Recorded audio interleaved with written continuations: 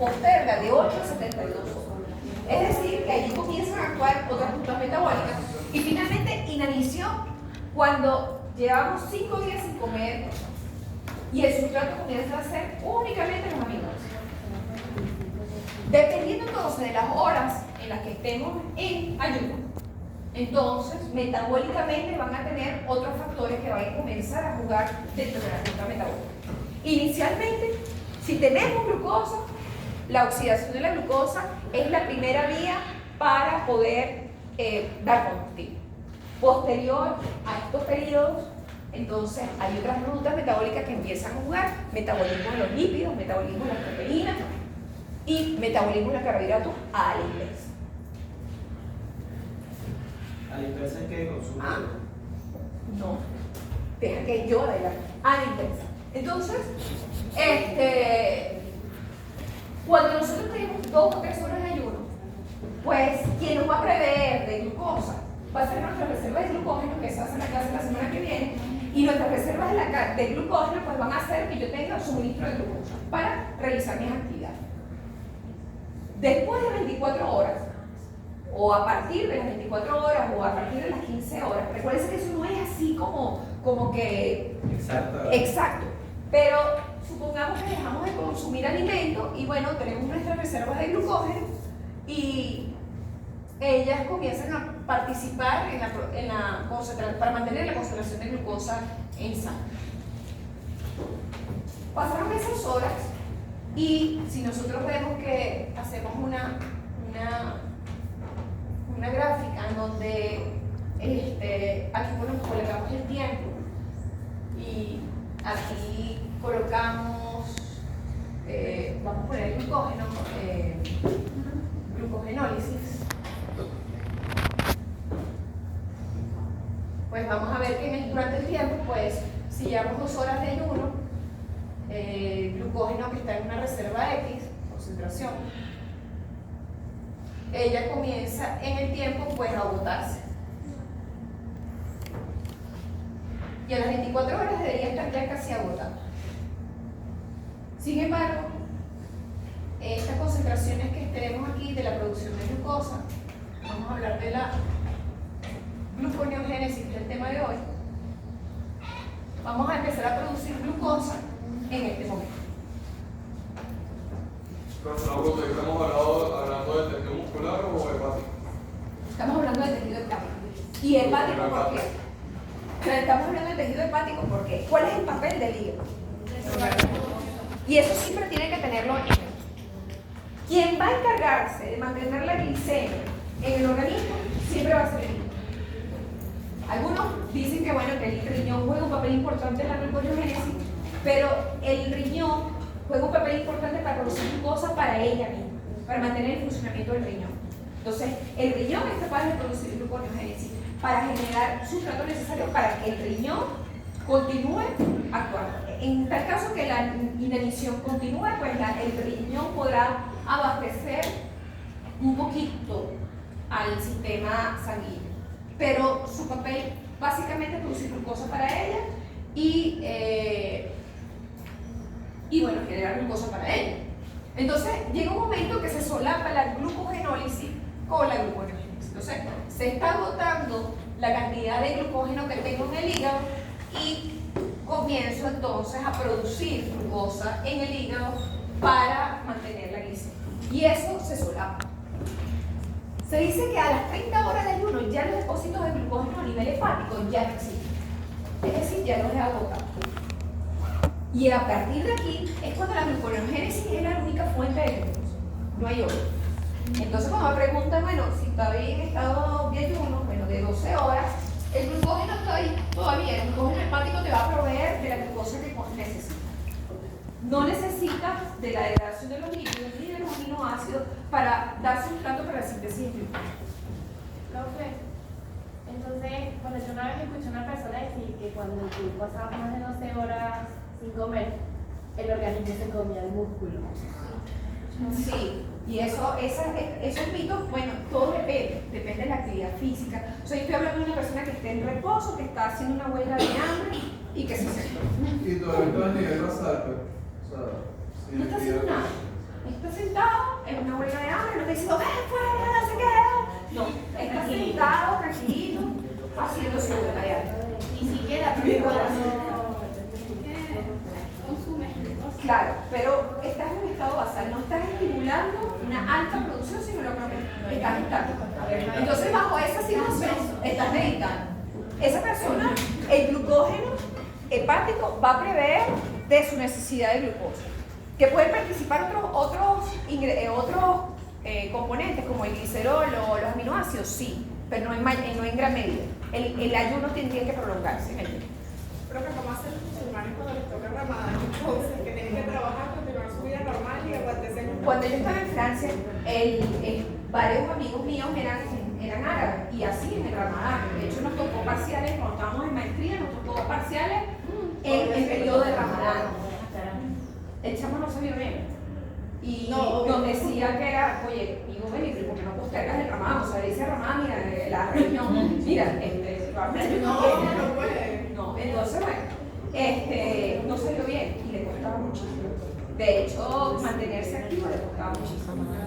Con todo bien, Con todo y sabiendo lo que pasa. Bueno, pero metabólicamente no ocasiona, o sea, 12 horas de ayuno no es grave. 12 horas de ayuno no es grave. Graves son 24 horas de ayuno, 48 horas de ayuno o una dieta cetogénica. El Ramadán dura como 40 días. Dura lo que dura un ciclo lunar, algo así es lo que ellos hablan de, es el mes ahí de diciembre, Que no comes ni bebes nada ni mientras el sol esté. O sea, solo comen de noche. Con pero que puede ocurrir de noviembre a diciembre, ahí se echa para el 45. No, pero en abril, porque yo creo que ahí sí los musulmanes estudiaban en abril. Sí, no salió bien, él era un excelente estudiante, de hecho me habían dicho que el pregrado era excelente, entonces cuando presenté los exámenes salió muy mal.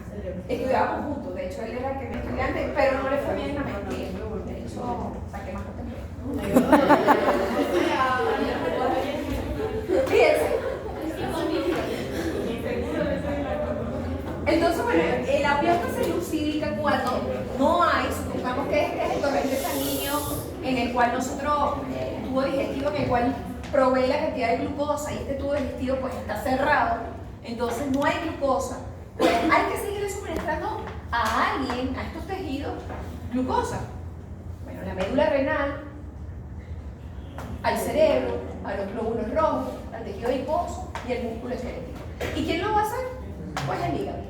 El hígado, entonces, a través de la glucogenólisis, la gluconogénesis, que es lo que estamos viendo el día de hoy, pues va a utilizar algunos sustratos para proveer energía, en este caso glucosa, para que ellos tengan energía. Entonces, bueno, lactato, la alanina, el glicerol van a jugar un papel importantísimo para poder generar glucosa a partir de ellos y abastecer los tejidos. No, la alanina, la serina, todos los aminoácidos que vimos en el ciclo del ácido tricarboxílico, que son ácidos aminoácidos, la glutamina, todos los aminoácidos que nosotros vimos en el ciclo del ácido tricarboxílico, ellos son aminoácidos glucoformadores y ellos van a formar parte de esta historia también. Ellos van a salir, entonces ahora el ciclo de Krebs seguramente no va a funcionar sino bajo la forma de salida. Profe, esos glucoformadores son los que tienen en la cadena mayor cantidad de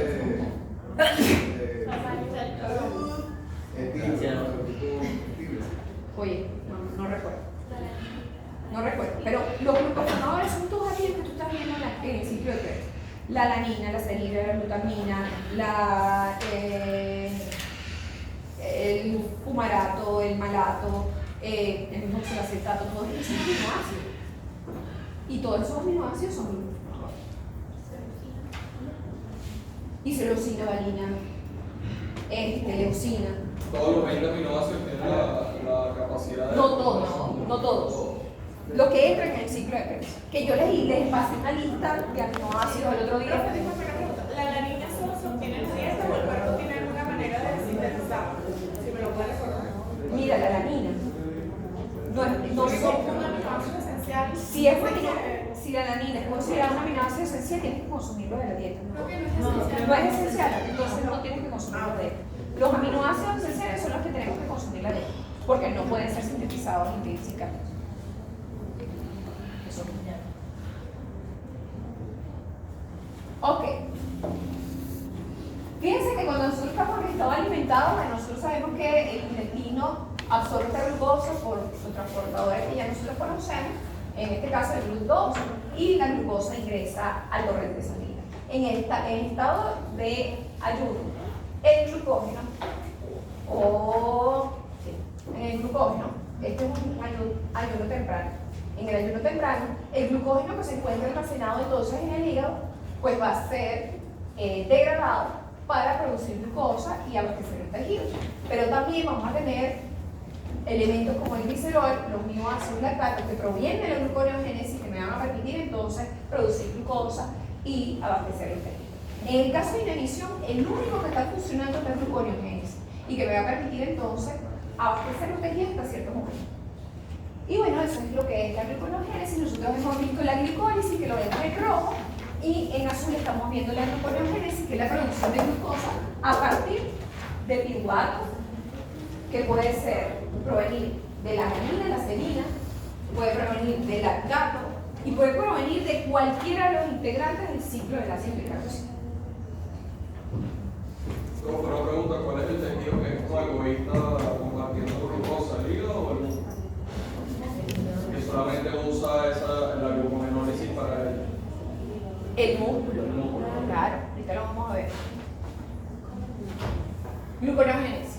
Entonces, bueno, la producción de la glucosa en estado de ayuno en el hígado y el riñón, en condiciones de inanición extrema, en el caso del riñón, a partir de compuestos diferentes a los hidratos de carbono, es decir, lactato, piruvato, glicerol y aminoácidos, especialmente alanina y glutamina. La alanina a través del piruvato y la glutamina a partir del ciclo de la citricarboxila.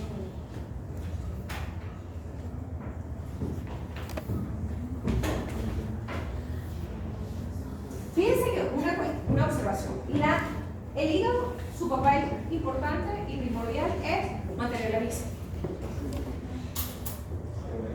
Y bajo una condición de ayuno, pues él va a estar, dependiendo de las horas de ayuno, pues él va a estar estimulando o la gluconeogénesis o la glucogenólisis.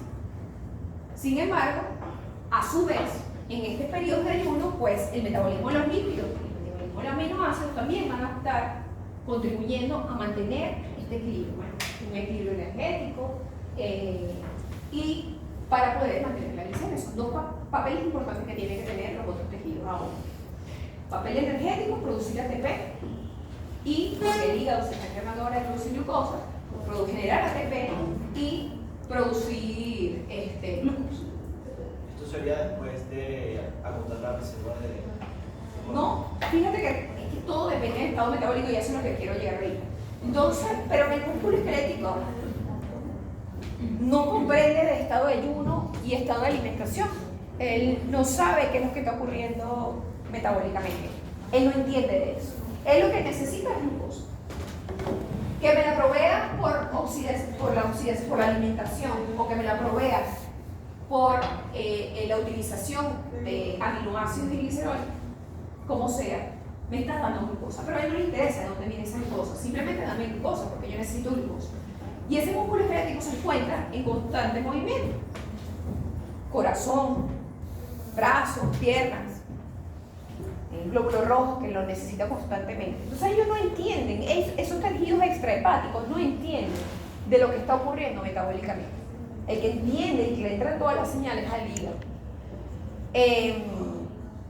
Entonces, como ellos no entienden lo que está ocurriendo, pues ellos en una situación en la que están haciendo ejercicio físico, en el caso del músculo, pues va a tomar el glucógeno que tiene y lo va a utilizar para sus funciones de realización de ejercicio. Y no va a tener receptores para el glucagón. O sea, ella no va a detectar de que hay una deficiencia, o sea, de que hay glucagón en el torrente sanguíneo. Él lo que sabe es que en ese momento estoy haciendo un ejercicio físico y que el ejercicio físico me está estimulando glucógeno, está entrando glucosa. No por medio de la insulina, pero está entrando glucosa por el ejercicio físico. Y alguien está generando la glucosa, pero en esa situación no está regenerando el hígado. Pero el músculo esquelético no sabe en qué situación metabólica está. Ella lo que sabe es la situación metabólica en la que ella se encuentra. Y la situación metabólica en la que ella se encuentra, si está haciendo ejercicio físico, es la adrenalina. La adrenalina unida a su receptor. Y ella va a desencadenar un conjunto de señales intracelulares que va a hacer que diga, degrada el glucógeno que tienes lo degradé, lo utilicé, necesito más energía, degrada lípidos, porque necesito producir ATP y la glucosa también me la va a estar proporcionando esa facilidad de tener ATP. Entonces ese músculo esquelético va a mantener su ejercicio físico gracias a que te están proveyendo ese 5A, bien sea por la oxidación de la glucosa o bien sea por la oxidación de los glúcidos. Básicamente esto sería porque ella no realiza gluconeogénesis. Y ella no produce gluconeogénesis, ¿por qué? El músculo esquelético no realiza gluconeogénesis porque carece de la posibilidad de tener una enzima que es importantísima para la gluconeogénesis, que es la glucosa 6-fosfatasa. Al carecer ella de glucosa 6-fosfatasa, ella no puede producir glucosa. Ella podría ir hasta arriba, pero por su incapacidad, la deficiencia de no tener, glucosa 6-fosfato, la glucosa 6-fosfatasa, hace entonces que ella no pueda sintetizar. ¿Quiénes tienen glucosa 6-fosfatasa? El hígado y el riñón, más nadie. Entonces, el hígado y el riñón pues son los únicos capaces de producir glucosa. Los otros utilizarán el glucógeno que tienen para producir energía, no glucosa.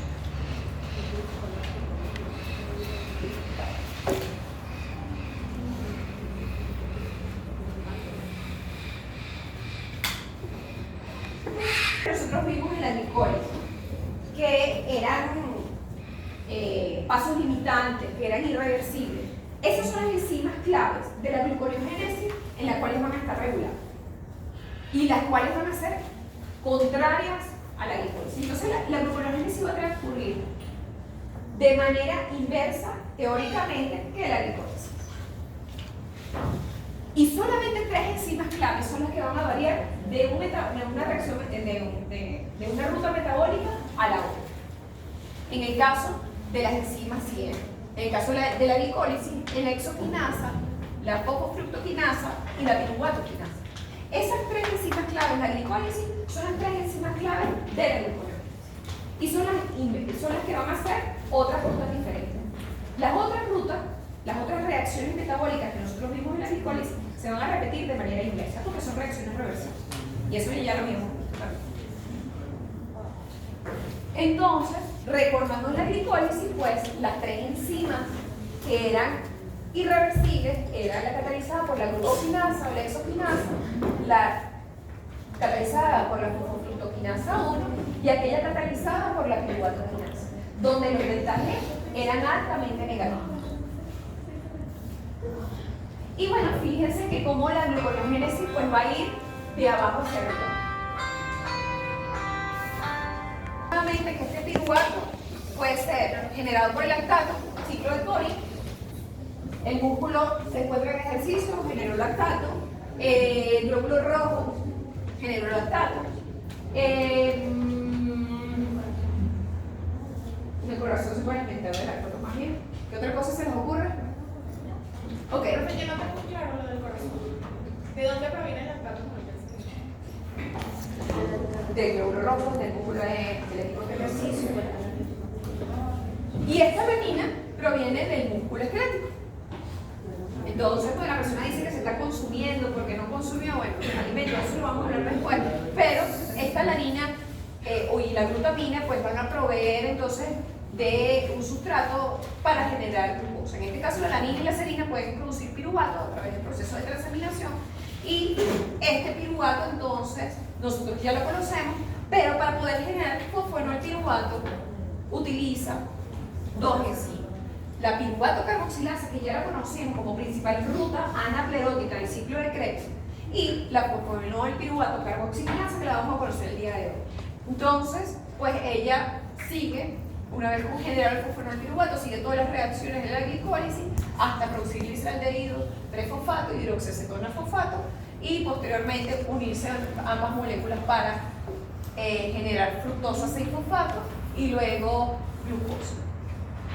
Hay otro elemento que nos puede prever después de glicerol, que son el metabolismo de los lípidos, y recordar entonces si tenemos triglicéridos, pues él produce ácidos grasos y glicerol. Estos ácidos grasos pues se van a la producción de acetil-CoA y este glicerol pues ingresa bajo la forma de glicerol 3-fosfato. El metabolismo, en este caso, en la gluconeogénesis proviene de la lipólisis, pero recordando también que este glicerol puede ser generado, y esa es una pregunta de Antón, nosotros podemos generar glicerol a través de la dioxazona. Ustedes conocen ya esta reacción. También nosotros conocemos ya el ciclo del ácido tricarboxílico y sabemos que los aminoácidos del ciclo del ácido tricarboxílico pues regeneran oxalacetato, y que este oxalacetato pues participa en esta reacción de la piruvato carboxilasa y que permite entonces también producir glucosa. Todos los aminoácidos del ciclo de Krebs participan en la producción de glucosa. Importante. Profe, una pregunta, ¿puede que la glucosa, porque ya se ha sintetizado y puede producir glucosa en el hígado para que salgan los otros órganos que tienen que utilizar los glúteos para ser transportados? ¿Necesita?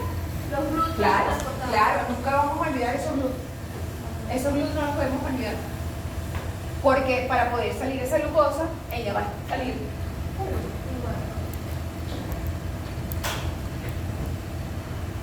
Bueno, entonces como les dije, hay una primera reacción de bypass. Y la primera reacción de bypass, bueno, va a partir dependiendo de la necesidad. Ustedes se recuerdan que la glicaldehído trifosfato de ciloginasa, que en la glicólisis requería de NAD, por eso es que existía el sistema lanzadero. La gluconeogénesis es a la inversa, ella requiere NADH para funcionar. Y la glicaldehído trifosfato de ciloginasa, que es una reacción reversible, en este momento, en vez de necesitar NAD, ahora necesita NADH. Entonces, como ella necesita ahora NADH para actuar, voy a necesitar que siempre existan equivalentes reductores dentro del citoplasma. ¿Y cómo genero yo esos equivalentes reductores? Bueno, llevándolos desde la mitocondria al citosol. Antes llevaba del citosol a la mitocondria, pero ahora necesito transportar esos equivalentes reductores de la mitocondria al citosol. Y eso va a definir qué ruta, bueno, no me lo va a definir, pero va a depender del sustrato en el cual venga. Si mi sustrato proviene del lactato, porque vino del ejercicio físico, vino del glóbulo rojo y generó lactato, estos equivalentes reductores son generados dentro del citoplasma. Es decir, que ya las reacciones que continúan no necesito llevar equivalentes reductores al citoplasma. Ya está. Entonces lo que hace este piruvato pues es ingresar a la mitocondria, y una vez en la mitocondria con la piruvato carboxilasa, que ya nosotros conocemos esa enzima que la vamos a ver nuevamente, que es una principal ruta anaferótica del ciclo de Krebs, bueno, genera oxalacetato. Y este oxalacetato pues va a utilizar un fosfenol piruvato carboxiquinasa, que es mitocondrial, ahorita vamos a ver todas las reacciones, y esta fosfenol piruvato carboxiquinasa mitocondrial, y fíjense que ya le ponemos el nombre porque hay una fosfenol piruvato carboxiquinasa mitocondrial y hay una fosfenol piruvato carboxiquinasa citosol. Y se distribuyen de la misma manera, 50% y 50%. Y eso va a depender del sustrato inicial. Ella va a utilizar la fosfenol piruvato carboxiquinasa mitocondrial siempre y cuando el sustrato sea lactato o provenga de un sustrato del citoplasma. Por ejemplo, lactato. Entonces, fíjense que genera oxalacetato, utiliza el fosfenol piruvato carboxiquinasa mitocondrial, genera fosfenol piruvato. Fíjense que aquí hay un proceso de carboxilación y luego un proceso de descarboxilación. Se dice que este proceso de carboxilación es para activar la molécula. Una vez que activa la molécula, lo que hace es liberar el dióxido de carbono. Se decarboxila y se descarboxila. Genera este fosfenol piruvato y en la mitocondria hay un transportador específico, una proteína específica para transportar este fosfenol piruvato. Y este fosfenol piruvato ahora sale al citoplasma y va hacia dónde? A la gluconeogénesis. Con todas las enzimas y todas las rutas que nosotros conocemos de la gluconeogénesis. O sea que la reacción empieza de la gluconeogénesis a partir del fosfenol piruvato. Bueno, exceptuando todo lo que pasa en la mitocondria. Sí. La idea es, claro, fíjate lo que dice su compañera. Tengo que generar fosfenol piruvato, pero la forma de producir fosfenol piruvato en la glicólisis era muy fácil. Era una sola reacción. Pero ahora la célula para producir fosfenolpiruvato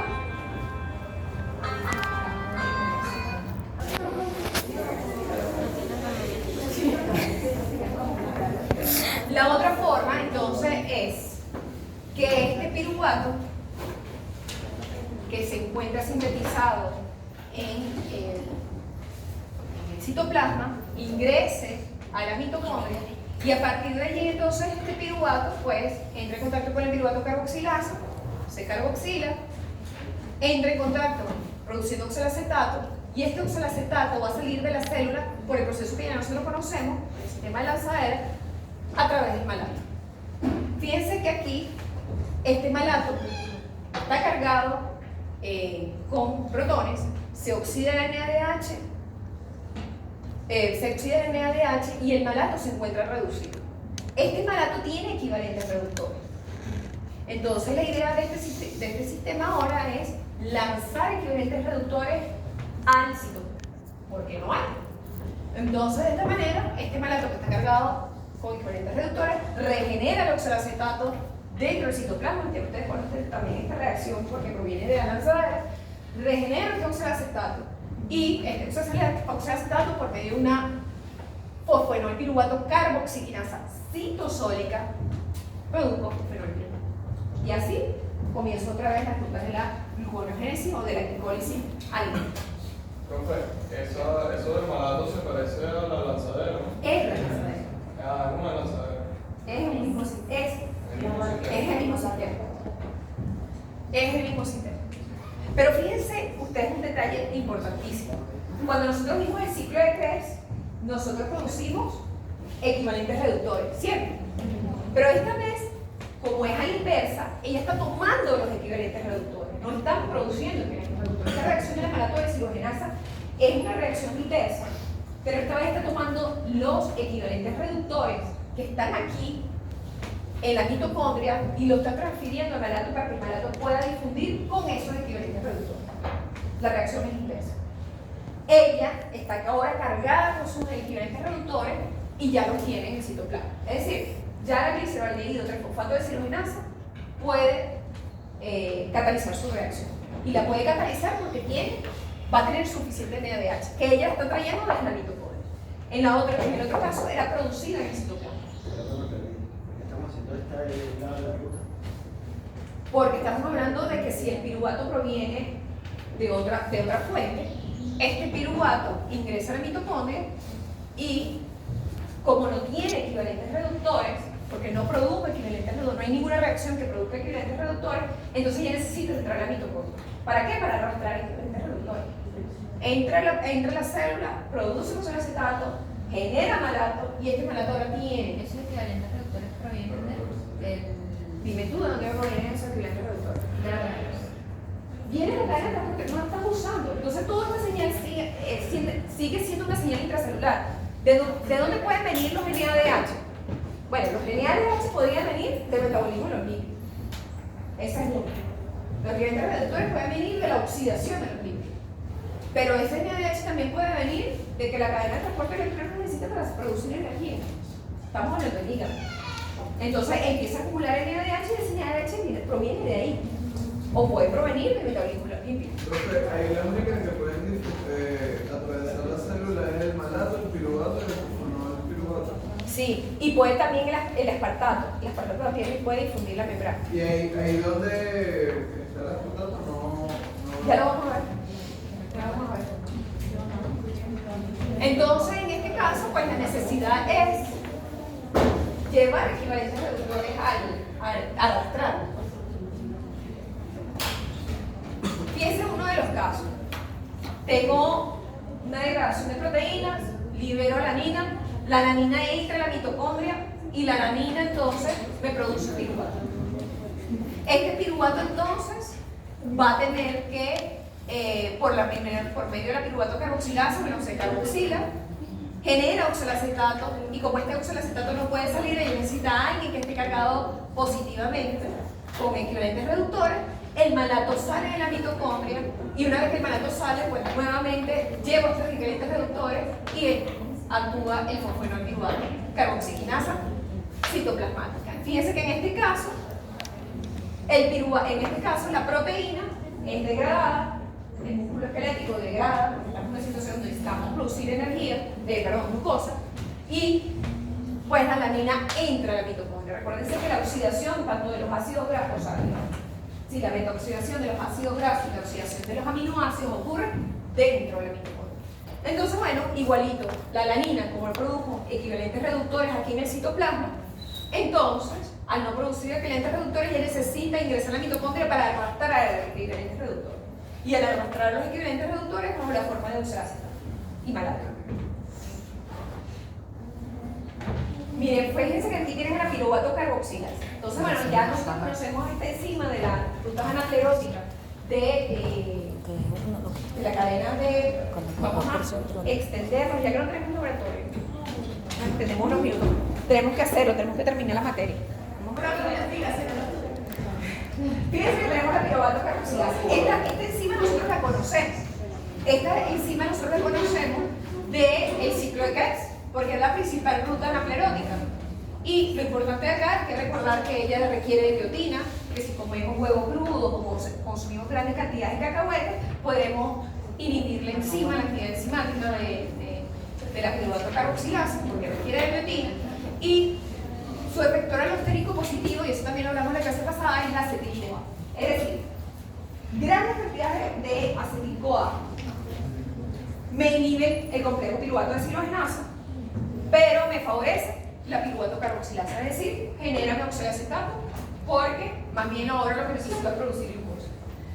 Y este oxalacetato, pues, como es generado dentro de la mitocondria, y nosotros sabemos que esa mitocondria no tiene la capacidad de tener una proteína transportadora específica para el oxalacetato, ella no va a poder salir bajo la forma de oxalacetato, sino requiere salir bajo la forma de malato, a través del malato de deshidrogenasa.